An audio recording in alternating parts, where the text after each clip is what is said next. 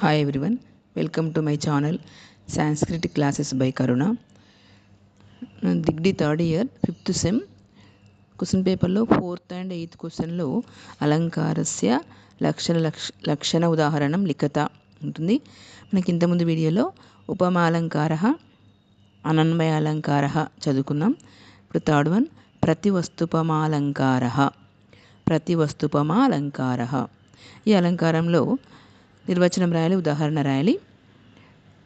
Next part below నిర్వచనము శ్లోకం రాయాలి, Sanskrit శ్లోకం రాయాలి, ఇంగ్లీష్ రాయాలి, ఉదాహరణ సాంస్క్రిట్లో రాయాలి, ఇంగ్లీష్లో రాయాలి, సమన్వయం రాయాలి. మన క్వశ్చన్ నెంబర్ 4లో నిర్వచనము ఉదాహరణ రాస్తే సరిపోతుంది.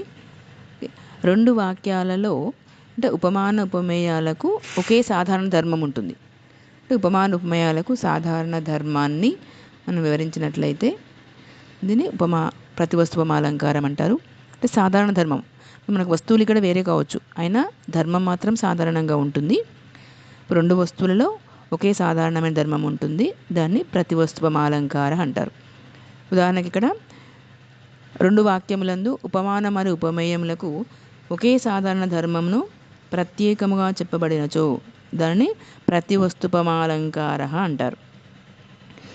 ఉదాహరణ, సూర్యుడు ఎండతో ప్రకాశిస్తాడు, వీరుడు చాపము అంటే ధనుసుతో ప్రకాశిస్తాడు. సూర్యుడు ప్రకాశించడమే ఇక్కడ ఎండతోటి, ప్లస్ వీరుడు కూడా ప్రకాశిస్తున్నాడు అంటే తన యొక్క ధనుసుతోటి చాపంతోటి ప్రకాశిస్తున్నాడు. అంటే రెండు ప్రకాశించడమే ఇక్కడ సాధారణ ధర్మం ఉంది. కానీ ఇక్కడ వస్తువులు ఏంటి, ఇక్కడ సూర్యుడు ఒకటి, వీరుడు. ఉపమానము ఉపమేయం ఇక్కడ వేరుంటాయి, సూర్యుడు వీరుడు అయినప్పటికీ కూడా ధర్మం మాత్రం ఒకటే ఉంటుంది. ఉదాహరణ, సురః తాపేన భ్రాజతే శురః చాపేన రాజతే.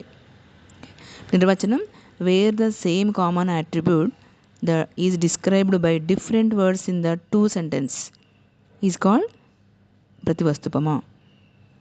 Where is the same common attribute is described by different words in the two sentences is called as prativastupama.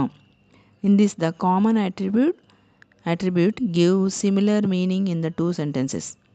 ఉదాహరణ, సురః తాపేన భ్రాజతే శురః చాపేన రాజతే. The first sentence, the sun shines with its sunlight, the intense heat. Second sentence, the valiant man shines with the bow. Okay, two sentences-లో ఉపమాన ఉపమేయం వేరుగా ఉన్నప్పటికీ కూడా సాధారణ ధర్మం ఉంటుంది. దీన్ని ప్రతివస్తుపమాలంకార అంటారు. Next 4th one, దీపకాలంకార.